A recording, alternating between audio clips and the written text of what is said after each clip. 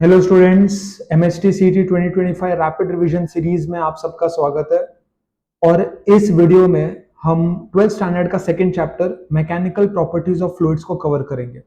इस सीरीज में मैं फिजिक्स के सारे चैप्टर्स का जो सीटी में आते हैं उसका रिवीजन करा रहा हूँ, और यहाँ पर हम कम से कम टाइम में पूरे चैप्टर को सभी फॉर्मूला, सभी इंपॉर्टेंट कॉन्सेप्ट्स, डेफिनेशन को रिवाइज करेंगे। जल्दी से जल्दी कम से कम टाइम में देखेंगे, ताकि ये वीडियो अगर आपने लास्ट तक देख लिया ना तो कोई भी कॉन्सेप्ट फॉर्मूला के लिए आपको कहीं और नहीं जाना पड़ेगा। आप डायरेक्टली पीवाईक्यू सॉल्व करने बैठ जाओ या एमसीक्यू सॉल्व करने बैठ जाओ। तो ये आपको वीडियो लास्ट तक देखना है, और इस चैप्टर का फिर आगे ना आपको कोई डाउट बचेगा, ना ही आपको कहीं जाना पड़ेगा, कोई टाइम लगाना पड़ेगा। कम से कम टाइम में हम पूरे चैप्टर को रिवाइज कर लेंगे, और ये वीडियो के बाद मैंने जैसे बोला आप डायरेक्टली एमसीक्यू सॉल्व करने बैठ जाओ या पीवाईक्यू सॉल्व करने बैठ जाओ। ठीक है, तो मैकेनिकल प्रॉपर्टी ऑफ फ्लूइड ये जो चैप्टर है, इसमें ऑब्वियसली हम फ्लूइड के मैकेनिकल प्रॉपर्टीज की बात करेंगे, अलग अलग प्रॉपर्टीज की बात करेंगे। यहाँ पे आप देखो, थोड़ा सा मैं जूम कर लेता हूँ। ओके, तो यहाँ पे हमारे पास जो फ्लूइड है वो दो टाइप के, लिक्विड और गैसेस। ऑब्वियसली लिक्विड जो होता है वो इनकम्प्रेसिबल होता है, मतलब उसके वॉल्यूम को आप कंप्रेस नहीं कर सकते, चेंज नहीं कर सकते। वेरेज जो गैसेस ऐसे टाइप का फ्लूइड है जो हाईली कंप्रेसिबल होता है, आप गैस को कंप्रेस कर सकते हो। ठीक है, इसके बाद जो कॉन्सेप्ट आता है वो आता है प्रेशर का। अब पहला जो चीज है उसमें, that is pressure due to liquid column.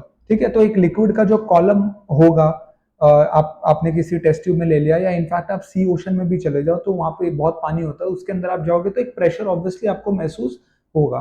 तो ये जो pressure due to liquid column, ये जो जनरेट होगा, वो जो प्रेशर होता है वो खाली दो चीजों पर डिपेंड करता है, हाइट ऑफ द कॉलम और डेंसिटी ऑफ द लिक्विड होगा। Actually height of the column and density of the liquid.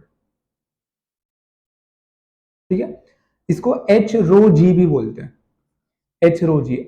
H क्या है? Height of the column. Rho क्या है? Density of the liquid. And g is acceleration due to gravity. G is acceleration due to gravity. तो जो pressure होता है, हम क्या डिस्कस कर रहे हैं? Pressure due to liquid column, वो एच रो जी निकल कर आता है, यानी कि वो हाइट पे डिपेंडेंट होता है और डेंसिटी ऑफ द लिक्विड पे डिपेंड होता है। और इंपॉर्टेंट पॉइंट ये कि independent of the shape of the vessel, मतलब वेसल का शेप क्या है, या सी या वो लेक या पॉन्ड का शेप क्या है, या आप जो भी ट्यूब, टेस्ट ट्यूब, बैरोमीटर जो भी यूज करो उसमें शेप क्या है, वो मैटर नहीं करता है। Total mass of the liquid भी मैटर नहीं करता है। तो कोई भी शेप होने दो, खाली आप किस डेप्थ पे जा रहे हो। अगर आप सी के अंदर 10 फीट जा रहे हो या एक बड़े से ट्यूब के अंदर 10 फीट जा रहे हो तो प्रेशर सेम ही होगा, क्योंकि हाइट सेम है। और ऑब्वियसली अगर दोनों जगह पानी है तो वहां पे डेंसिटी भी सेम है। ठीक है, इसके बाद आता है हाइड्रोस्टैटिक पैराडॉक्स। यही चीज को एक अच्छे से फॉर्मुलाइज कर दिया उन्होंने हाइड्रोस्टैटिक पैराडॉक्स में, कि the liquid pressure at a point is independent of the, देखो, liquid pressure at a point is independent of the quantity of liquid and depends upon the depth of the point below the liquid surface. तो एक liquid के अंदर जो pressure है वो quantity of the liquid पे depend नहीं करता, सिर्फ कितने डेप्थ में आप नीचे जा रहे हो उस पर डिपेंड करता है। फिर next is your atmospheric pressure. ठीक है, जो एटमॉस्फेरिक प्रेशर मतलब अभी जो हम लोग महसूस कर रहे हैं, हम पे एटमॉस्फेरिक प्रेशर ही लग रहा है अभी फिलहाल, क्योंकि हमारे ऊपर क्या है? एटमॉस्फेयर है। अब मैं पानी के अंदर चला जाऊं तो एटमॉस्फेरिक प्लस पानी का प्रेशर आ जाएगा मेरे ऊपर। ठीक है, तो जो एटमॉस्फेरिक प्रेशर होता है 1 एटीएम बोलते हैं उसको। एटीएम मींस एटमॉस्फेरिक प्रेशर, वो होता है 1.01 इंटू 10⁵ पास्कल्स। ओके, या 1.01 बार भी बोलते हैं, या 760 टॉर भी बोलते हैं। अलग अलग यूनिट्स में ये आपका एटमॉस्फेरिक प्रेशर माना जाता है। इसके बाद जो दो चीजें आती हैं वो आती हैं एब्सोल्यूट प्रेशर और गॉज प्रेशर। ठीक है, ये भी फटाफट देख लेते हैं। तो absolute pressure refers to the total pressure. तो एब्सोल्यूट प्रेशर मतलब टोटल प्रेशर। टोटल मतलब क्या? एक तो फ्लूइड का, ठीक है, फ्लूइड का और एटमॉस्फेरिक प्रेशर दोनों। जैसे मैं अभी पानी के अंदर चला गया, पूल के अंदर चला गया, या कोई वेल के अंदर चला गया, तो मेरे ऊपर एक तो क्या हो गया? एटमॉस्फेरिक प्रेशर है पानी की सरफेस पे, वो लग रहा है, प्लस पानी के डेप्थ में मैं जितना जाऊंगा वो लगेगा। तो मेरे ऊपर क्या लगेगा? Absolute pressure. एब्सोल्यूट प्रेशर क्या होता है? Total pressure, atmospheric as well as the pressure from the fluid. उसके बाद आता है आपका गॉज प्रेशर। गॉज प्रेशर मतलब, gauge pressure at a point in a liquid is the difference between the absolute pressure and the atmospheric pressure। तो absolute pressure क्या चीजों से मिलके बना था? Atmospheric plus liquid. उसमें से आपने एटमॉस्फेयर को डिफरेंस कर दिया, माइनस कर दिया, यानी कि जो एच रो जी जो बचता है, एच रो जी ये जो बच रहा है, जो लिक्विड कॉलम का प्रेशर था, वो एक्चुअली में गॉज प्रेशर होता है। ठीक है, आई होप आपको समझ में आ रहा होगा, वो एक्चुअली में क्या होता है, गॉज प्रेशर होता है। ठीक है, इसके बाद हम पास्कल्स लॉ पे जाते हैं। ये बहुत इंपॉर्टेंट लॉ है, तो पहले मैं आपको ऐसे समझा देता हूं। ठीक है, जो लॉ का स्टेटमेंट है वो एक बार देख लेते हैं। The pressure applied at any point, किसी भी पॉइंट पे, any point of what, enclose fluid. आपने एक फ्लूइड को एक एनक्लोज्ड वेसल में रखा है, मतलब डब्बे में भर दिया, कोई भी शेप होने दो, शेप की बात ही नहीं करते हम प्रेशर में। आई होप अब तक ये क्लियर हो गया होगा। तो एनक्लोज्ड फ्लूइड में अगर आप किसी भी पॉइंट पे प्रेशर लगाओगे तो वो पूरे लिक्विड के अंदर वो pressure as it is undiminished way में ट्रांसलेट हो जाएगा और सब पे लगेगा वो। तो देखो पास्कल लॉ का डेफिनेशन क्या है, the pressure applied at any point of an enclosed fluid at rest, this is important, is transmitted equally and undiminished. Okay, वो इक्वली ट्रांसमिट होता है और अनडिमिनिश्ड वे में होता है to every point of the fluid and also on the walls of the container provided that the effect of the gravity is neglected. हम यहां पे थोड़ी देर के लिए ग्रेविटी को नेग्लेक्ट करते थे। आई होप ये आपको समझ में आ रहा होगा। ठीक है, और इसका एक और इंटरप्रिटेशन दिया है, if the gravity effect is neglected, the pressure at every point of the liquid in equilibrium of rest is same. Exactly. अगर कोई रेस्ट पे है फ्लूइड, इक्विलिब्रियम में है, और ग्रेविटी को हटा दिया जाए तो हर जगह प्रेशर हमेशा सेम रहेगा। आप एक जगह बढ़ाओगे हर जगह बढ़ जाएगा, नहीं तो अदरवाइज सेम रहेगा। तो ये होता है पास्कल लॉ। अब पास्कल लॉ को अप्लाई करते हैं बहुत जगह पे।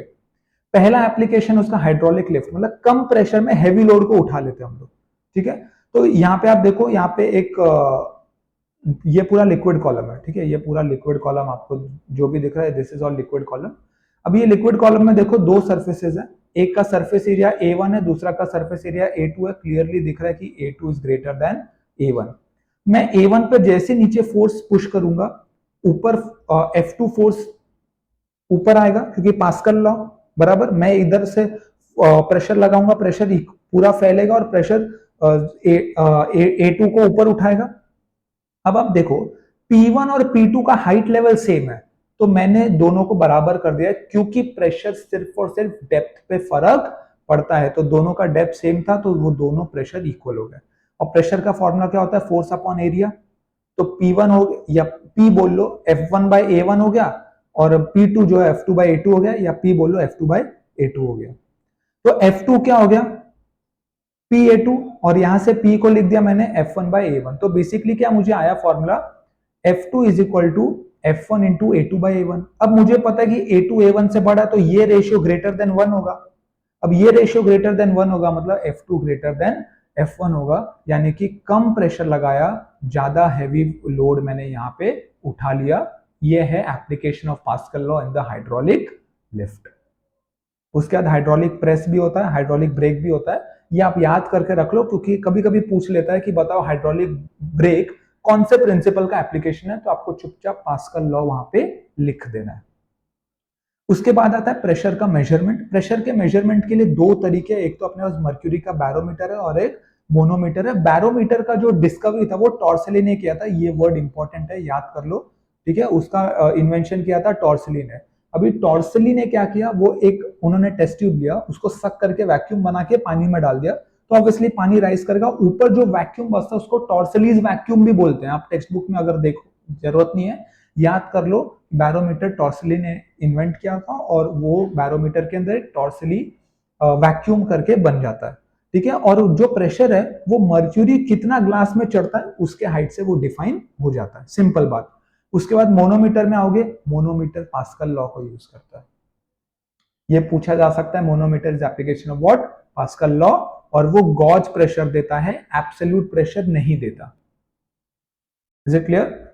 उसके बाद आ जाते हैं हम सरफेस टेंशन पे। ठीक है, अभी सरफेस टेंशन बेसिकली क्या होता है, जो लिक्विड का सरफेस होता है, आप जानते होंगे, उस पर बहुत टेंशन होता है। क्यों? क्योंकि अंदर के जो कोहेसिव फोर्स है वो ऊपर के मॉलिक्यूल्स को नीचे खींचता है, तो एक टेंस क्रिएट हो जाता है। ठीक है, ये टेंशन एक्चुअली ये सरफेस एनर्जी से सरफेस टेंशन आता है। हम हमेशा चाहते हैं कि नंबर ऑफ मॉलिक्यूल्स जो हो वो कम हो सरफेस पे, इसीलिए जो वाटर मॉलिक्यूल है स्पेरिकल हो जाता है।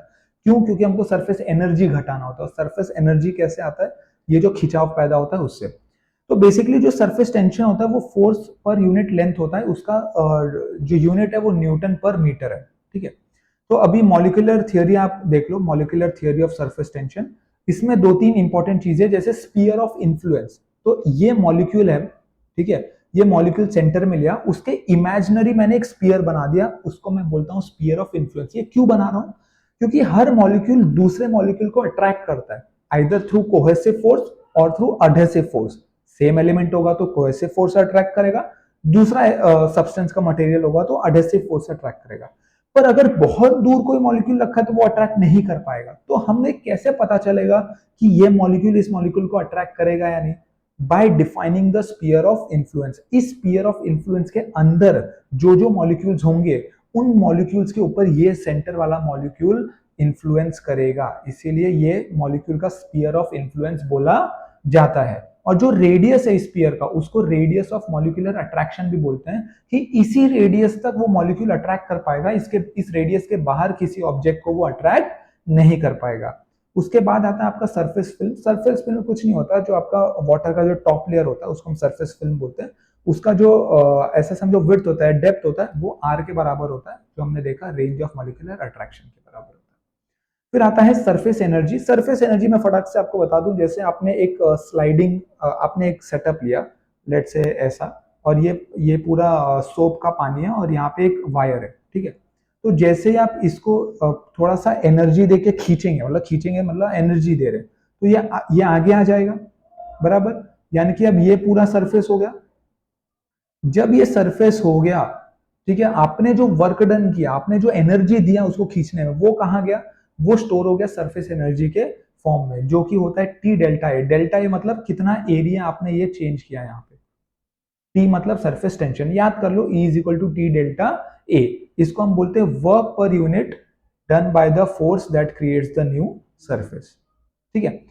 फिर आता है angle of contact. Basically angle of contact क्या होता है? जैसे जब कोई लिक्विड अगर आपने टेस्ट ट्यूब में रख दिया, ग्लास में रख दिया, तो बेसिकली जब भी कोई लिक्विड आपका किसी सॉलिड सरफेस के कांटेक्ट में आता है ना, तो एक एंगल बना लेता है वो। तो हम क्या करते हैं, हम एक टेंजेंट खींचते हैं जहां पे वो दोनों मिल रहे हैं, वो टेंजेंट से एंगल नापते हैं। किसका? देखो ये टेंजेंट बनाया मैंने, टेंजेंट किसका है? वो पॉइंट का जहां पे surface of solid and liquid are meeting. और एंगल कहां से देख रहा हूं? उस टेंजेंट से सॉलिड सरफेस के एंगल तक को हम बोलते हैं एंगल ऑफ कांटेक्ट, ठीक है। अब ये एंगल ऑफ कांटेक्ट अक्यूज भी हो सकता है, ऑब्ट्यूज भी हो सकता है, 90 डिग्री भी हो सकता है, ठीक है। कब क्या होगा वो देखते हैं। एंगल ऑफ कांटेक्ट अगर लेस देन 90 है, मतलब कॉनकेव मेनिस्कस बन रहा है। कॉनकेव मेनिस्कस बन रहा है मतलब, सुनो, कॉनकेव मतलब उठ रहा है पानी, पानी उठ रहा है मतलब क्या है? अडहेसिव फोर्स ज्यादा है, नीचे का कोहेसिव कम है। तो अडहेसिव ग्रेटर देन कोहेसिव, तो पानी उठेगा, कॉनकेव बनाएगा, पानी उठेगा तो एंगल गिरेगा, ठीक है। कैपिलरी राइज, पानी उठा, क्यों? अडहेसिव बड़ा हो गया, तो मेनिस्कस कॉनकेव हो गया, एंगल गिर गया, ओके।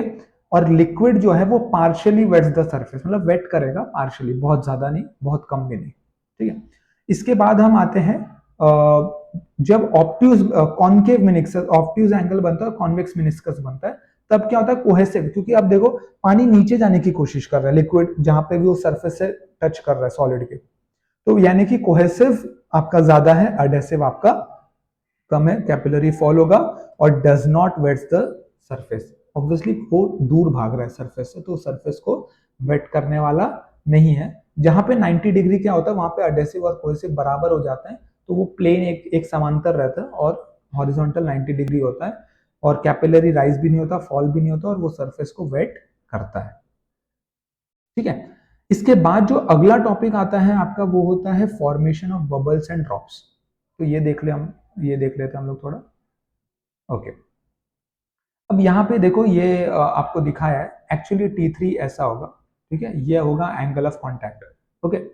अभी T1 T2 T3 क्या है? जो आपका T1 है, ये वाला T1, ये क्या है? Surface tension between liquid and solid. तो ये आपका लिक्विड है, ये आपका सॉलिड है, इसके बीच का जो सरफेस टेंशन है वो T1 है। T2 क्या है? Surface tension between air and liquid. तो ये आपका एयर है, ये आपका लिक्विड है, तो ये आपका T2 है। T3 क्या है? Surface tension between solid and air, तो ये आपका एयर है, ये आपका सॉलिड है, तो सॉलिड एयर के बीच में क्या आ गया? T3। ठीक है, तो अभी T1 T2 T3 ये तीन सरफेस टेंशन लगते हैं किसी भी बबल ड्रॉप पे। जो बबल ड्रॉप का मिनिस्कस है कि वो ये जैसे ये डायग्राम 1 है, ठीक है, ये डायग्राम 2 है, ये अपने को कैसे पता चलेगा वो हम आगे डिस्कस करेंगे। अगर आप ध्यान से देखो, इसी T1 T2 T3 को मैंने यहाँ पे रिजोल्व कर दिया। ऑब्वियसली नीचे mg रहेगा, इस तरफ T1 है, इस तरफ T2 है। T3 के दो कंपोनेंट है, T3 cos theta and T3 sin theta. Equilibrium होने के लिए cos थीटा को क्या होना पड़ेगा? T2 minus T1 bye T3।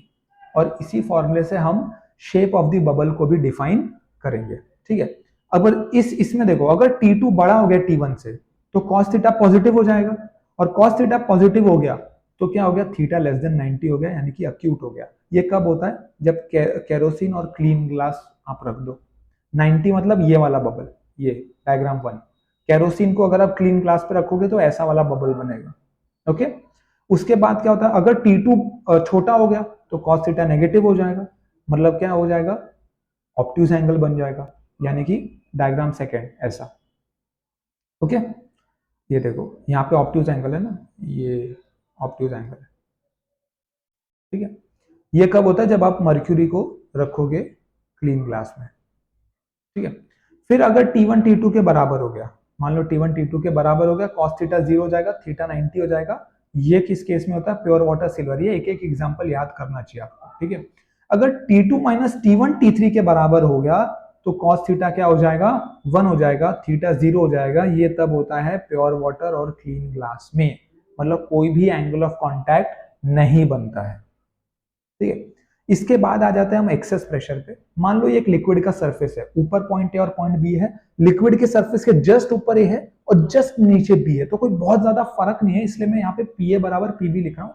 अब ऑब्वियसली आप थोड़ा भी नीचे जाओगे, थोड़ा सा भी लिक्विड आपके ऊपर आ गया तो वो एच ही बनता है, बट यहाँ पे एच बहुत कम है, नेग्लिजिबल मान लो, तो पीए बराबर पीबी मान लिया। अब जैसे यहाँ पे प्रेशर बढ़ेगा, ये ऐसा सरफेस बन जाएगा। क्लियर है? अब वो स्ट्रेट लाइन तो रहेगा नहीं, तो जब भी आपको ऐसा कॉनकेव सरफेस देखने को मिले, क्या हो जाएगा? पीए ग्रेटर देन पीबी। जैसे ऐसा कॉन्वेक्स सरफेस देखने को मिले, यानी कि पीबी इज ग्रेटर देन पीए, क्योंकि ऑब्वियसली यहां से ज्यादा प्रेशर लग रहा है। अब आप बबल में आ जाओ। बबल में देखो, ये पूरा कॉनकेव सरफेस है, मतलब अंदर ज्यादा प्रेशर है, मतलब अंदर क्या है? ज्यादा प्रेशर। इसी को हम बोलते हैं एक्सेस प्रेशर। एक्सेस प्रेशर मतलब बबल के अंदर ज्यादा प्रेशर है, तभी तो ये शेप मिला। बाहर ज्यादा होता तो ये शेप कभी आ ही नहीं पाता। अंदर प्रेशर क्यों है? ऑब्वियसली कोहेसिव फोर्स बहुत ज्यादा है, सब एक दूसरे को खींच रहे हैं, सब सरफेस एरिया को कम करने की कोशिश कर रहे हैं ताकि सरफेस एनर्जी कम हो जाए। ठीक है, और आपको पता है स्पेरिकली एक ऐसा शेप है जिसका सबसे कम सरफेस एरिया होता है। तो ड्रॉप का जो एक्सेस प्रेशर होता है वो 2T/r होता है, where r is the radius, and soap bubble में वो 4T/r हो जाता है। सिंपल सा लॉजिक है, क्योंकि सोप में डबल लेयर होता है और पानी में एक ही लेयर होता है। इसके बाद कैपिलरी एक्शन होता है, राइज या फॉल। कैपिलरी राइज का जो फॉर्मूला है, मतलब किस हाइट तक वो बढ़ेगा, 2T cos theta upon r rho g है। T surface tension, theta is angle of contact, r is the radius of the tube. ठीक है, rho is the density, g is acceleration due to gravity. ये formula आपको याद होना चाहिए। भी factors affecting surface tension, कौन से फैक्टर्स? ये इंपॉर्टेंट है, ये पूछा जा सकता है सीटी में, बिल्कुल पूछा जा सकता है। एक तो जो होता है nature of liquid surface tension पे इफेक्ट डालता है, अलग अलग सरफेस टेंशन हो सकते हैं अलग अलग लिक्विड के लिए। इम्प्योरिटी भी डालता है, जैसे अगर आपने हाईली सॉल्यूबल इम्प्योरिटी ऐड कर दिया सोल्यूशन के अंदर तो सरफेस टेंशन बढ़ जाएगा, और अगर पार्शियली सॉल्यूबल या इनसॉल्यूबल डाला तो सरफेस टेंशन घट जाएगा। यानी कि वाटर प्रूफिंग एजेंट जो होता है वो हाईली सॉल्यूबल होता है तो वो सरफेस टेंशन बढ़ा देता है, जो डिटर्जेंट होता है वो पार्शियली सॉल्यूबल होता है तो वो सरफेस टेंशन घटा देता है। ये आपको याद होना चाहिए, कहीं ना कहीं लिख लो आप। टेम्परेचर भी असर करता है, अगर टेम्परेचर बढ़ेगा तो सरफेस टेंशन घटेगा, अगर टेम्परेचर घटेगा तो सरफेस टेंशन बढ़ेगा। ठीक है, और ये एक फॉर्मूला है T is equal to T naught 1 minus alpha theta.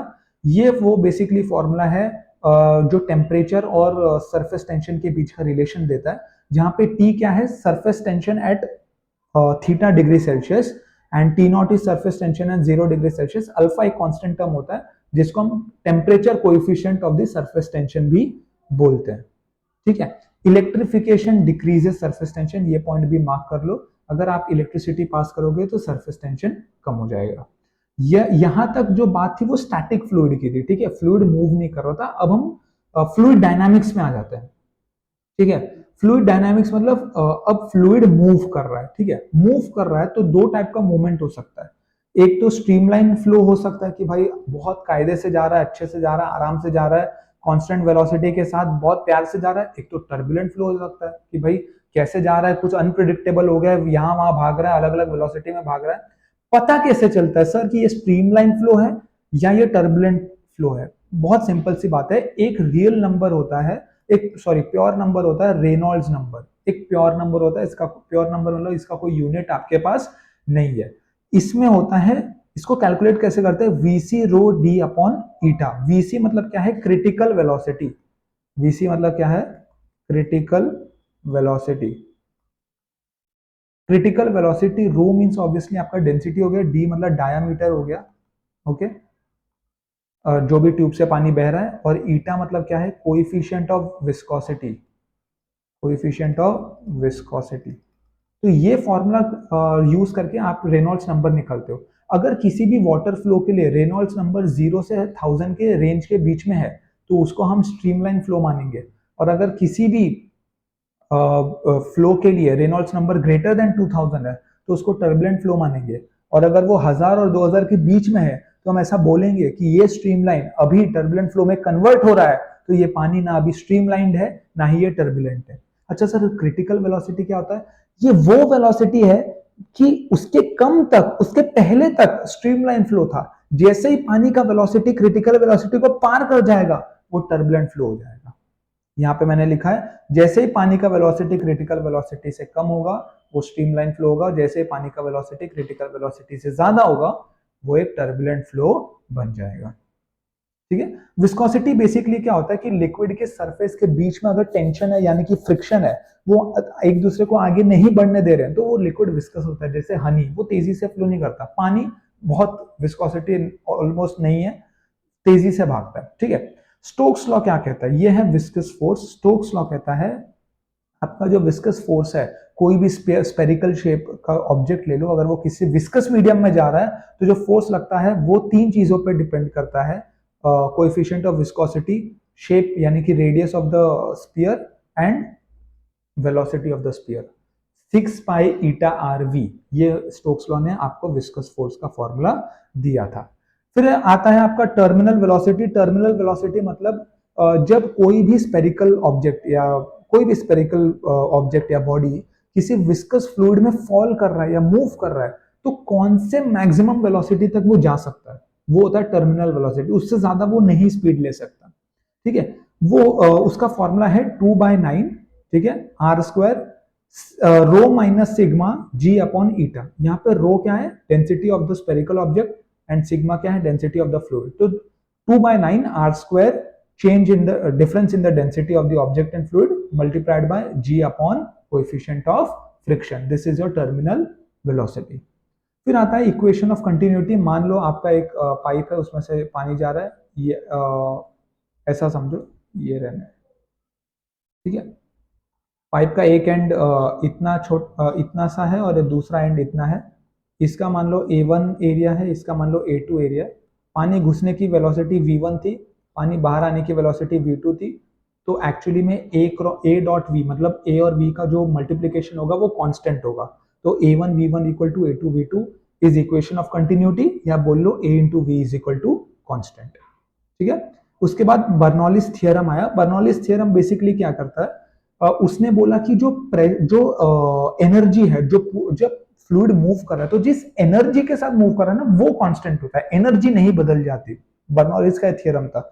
तो ये देखो, ये एनर्जी कैसे डिफाइन करता है, पी मतलब प्रेशर हो गया, एच रो जी आपको थोड़ा बहुत mgh की याद दिलाएगा, हाफ रो वी स्क्वायर आपको थोड़ा बहुत हाफ mv स्क्वायर की याद दिलाएगा। mgh क्या होता था, potential energy, half mv square क्या होता है, काइनेटिक एनर्जी। मतलब ये पूरा एनर्जी जो टर्म है, pressure plus potential energy plus kinetic energy, the entire energy of the fluid is always constant, ये आपके बर्नौलीज थ्योरम ने बोला था। तो P plus h rho g plus half rho v square is constant. अभी इसके कुछ एप्लीकेशन भी है, जैसे वेंचुरी मीटर है, वो speed of flow of fluid के लिए, ठीक है, कि जब फ्लूइड फ्लो कर रहा है तो उसका स्पीड हम मेजर करते हैं, तो वेंचुरी मीटर का यूज करते हैं। तो वो किसके ऊपर बेस्ड है? बर्नौलीज थ्योरम पे बेस्ड है। Speed of efflux, speed of efflux मतलब आपने एक टैंक में पानी भर दिया, ठीक है, यहाँ पे होल कर दिया, तो वो कौन से वेलोसिटी से गिरेगा? ऑब्वियसली √2gh से गिरेगा। तो ये कहाँ से आया अपने को? बर्नौलीज से आया। लिफ्टिंग ऑफ एन एरोप्लेन, ये भी बर्नौलीज प्रिंसिपल है। वर्किंग ऑफ एन एटोमाइजर, मतलब आपने आपने देखा होगा सैलून में जो स्प्रे मारता है, वो स्प्रे कैसे निकल रहा है? पानी, जो पानी है बॉटल के अंदर तो पानी है, तो स्प्रे कैसे बन गया? वो जो एटोमाइजर है उसका वर्किंग भी बर्नौलीज थ्योरम पे बेस्ड है। ब्लोइंग ऑफ रूफ्स, क्या होता है जब तेज हवाएं आती है, तूफान आता है, तो छपरा ऊपर उड़ता है, नीचे नहीं गिरता, ऊपर क्यों उड़ जाता है? वो भी एक बर्नौलीज थ्योरम का ही एप्लीकेशन है, ठीक है। फॉर्मूलास फटाफट रिवाइज कर लेते हैं, सारे इंपॉर्टेंट जो आपको याद करने हैं। प्रेशर होता है force upon area, absolute pressure होता है P not plus h rho जी, ठीक है। ये P नॉट समझ लो एटमॉस्फेरिक प्रेशर है, प्लस आप जितना डेप्थ में जाओगे। सरफेस टेंशन क्या होता है? Force per unit length. Surface energy क्या होता है? Surface tension into change in area. Excess pressure का फॉर्मूला क्या है? 2T/R for water, 4T/R for soap. उसके बाद कैपिलरी राइज में जो हाइट राइज होता है वो 2T cos theta upon R rho जी होता है। उसके बाद विस्कस फोर्स, विस्कस फोर्स जो विस्कोसिटी का फोर्स होता है वो क्या होता है? ईटा ए डीवी बाय dx। इस dv बाय dx को हम वेलोसिटी ग्रेडियंट भी बोलते हैं, और ये है आपका कोएफिशिएंट ऑफ विस्कोसिटी, ठीक है। उसके बाद ईटा कोएफिशिएंट ऑफ विस्कोसिटी ऊपर के फॉर्मूला से डिराइव किया है। ये है आपका स्टोक्स लॉ का viscous force 6 pi eta r v, ठीक है। और ये है आपका terminal velocity 2/9 r square, difference of density of spherical object and fluid multiplied by g upon eta. Reynolds number हम ऑलरेडी डिस्कस कर चुके हैं, rho v c d by eta. ये है आपका critical velocity n eta upon rho d. ये है equation of continuity, हम डिस्कस कर चुके हैं। a1 v1 is equal to a2 v2। This is your p plus rho g h plus half rho v square constant बोल लो, या p1 plus r p1 plus rho g h one plus half rho v one square is equal to p2 plus rho g h two plus half rho v two square. एक ही मतलब है basically. Entire energy term क्या हो गया? Constant. और speed of efflux v is equal to √2gh। अगर आप ये वीडियो यहाँ तक देख चुके हो और आपने पढ़ाई तो पहले की थी, यहाँ से आपका रिवीजन भी हो गया, आई एक्सपेक्ट कि आप डायरेक्टली अब आप पीवाईक्यूज या कोई भी एमसीक्यूज को सॉल्व कर सकते हो। अभी भी कुछ रह गया तो वीडियो को रिवाइंड कर लो, थोड़ा पॉज करके देख लो, सुन लो, कोशिश करो। टेक्स्ट बुक वगैरह आप अवॉइड भी कर सकते हो, आप सारा रिविजन तो मैंने करा ही दिया है। फिर भी कुछ जानना है तो टेक्स्ट बुक थोड़ा सा आप खोल के देख लेना, कोई उसमें प्रॉब्लम नहीं है। All the very best for सीटी एग्जाम। वीडियो को लाइक कर देना, अगर पसंद आए तो चैनल को सब्सक्राइब कर दो और अपने दोस्तों के साथ शेयर कर देना। Right, so I am ending this recording. Thank you.